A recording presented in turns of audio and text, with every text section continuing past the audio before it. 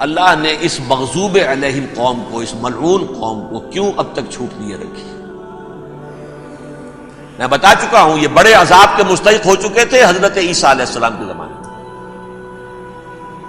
چھوٹ دی ہے ابھی تک ہے، بلکہ ایک مرتبہ ابھارا ہے، 1900 برس کے بعد ابھرے ہیں یہ، بالفور ڈکلریشن 1917 سن 70 عیسوی کے بعد، تقریباً 1900 برس، 1850 برس تو ہے ہی کم سے کم۔ پھر creation of Israel 1948، 1967 extension of Israel, یروشلم پر قبضہ، یہ سارا جو ہے کیوں ہے؟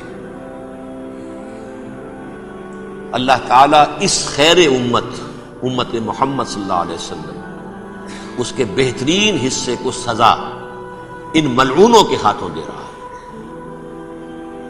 کیوں؟ جو جرم انہوں نے کیا تھا وہی ہم نے کیا۔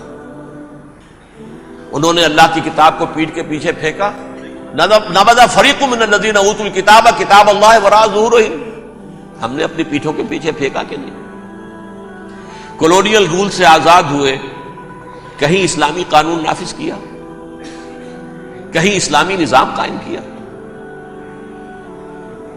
تو جو جرم ان کا تھا وہی ہمارا ہے، اور ہم خیر امت ہیں، اور ہمارے میں سے خیر ترین عرب ہیں، ان پر اللہ کا فضل، ان کی مادری زبان میں اللہ کی کتاب موجود ہے، پھر انہوں نے اللہ کے دین کو پیٹھ دکھائی۔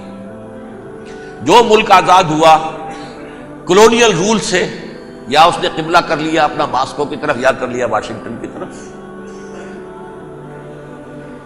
کسی نے مکے کو قبلہ بنایا،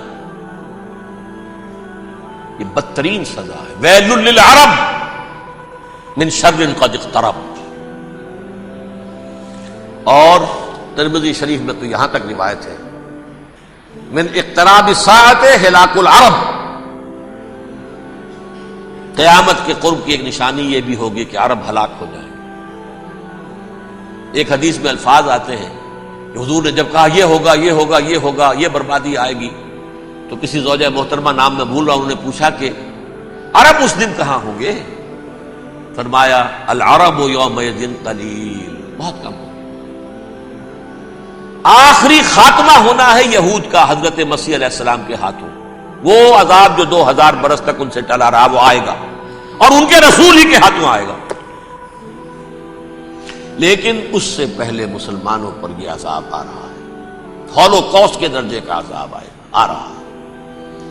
البتہ ہم پاکستانی اس میں یوں سمجھ لیجئے کہ وہ تو خبریں موجود ہیں احادیث میں، وہاں تو جو ہونا ہے، اتنے انسان مریں گے، اتنے انسان مریں گے کہ ایک پرندہ جو ہے اڑتا چلا جائے گا، وہ نہیں چاہے گا کہ نیچے اترے تو کسی لاش پر اترے، اسے جگہ نہیں ملے گی زمین خالی کر کہیں اتر سکے، تھک ہار کر گرے گا، مرے گا تو بھی لاش کے اوپر گرے گا۔ یہ الفاظ ہے حضور کے صلی اللہ علیہ وسلم۔ الملحمۃ العظمی الملحمۃ الکبریٰ، یہ لاسٹ کروسیڈ، ٹرمپٹ اخبار نے، میں اس کا فوٹو اسٹیٹ بھی کبھی آپ کو دکھا دوں، ویسے میرے ساتھ ہے وہ رسالہ ٹرمپٹ، دی لاسٹ کروسیڈ، اس کی تیاری ہو رہی ہے۔ وہ الملحمۃ العظمی اور ملحمۃ الکبریٰ جو ہے وہ آنے والی ہے۔ ابن ماجہ میں کبریٰ کہا ہے، اکبر کا مؤنث کبریٰ، ملحمہ کبریٰ سب سے بڑی جنگ، اور ملحمہ عظمی سب سے عظیم جنگ، یہ ہوگی اور بہت جلد ہوگی۔ اب آخری بات یہ عرض کر رہا ہوں، کریں کیا؟ کچھ کریں بھی کہ نہیں؟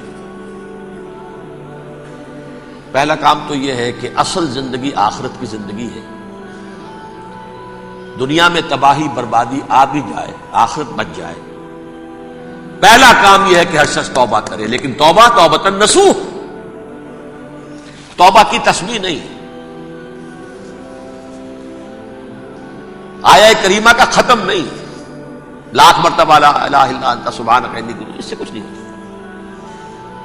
توبہ یہ ہے اپنی معاش کے اندر جھانکیے، اپنی معاشرت میں جھانکیے، جہاں جہاں اسلام کے خلاف کچھ نظر آئے پھینک دیجئے، نکال کر کاٹ دیجئے، بے پردگی ہے نکالیے،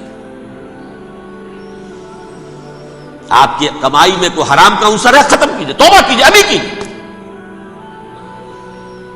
عملی توبہ.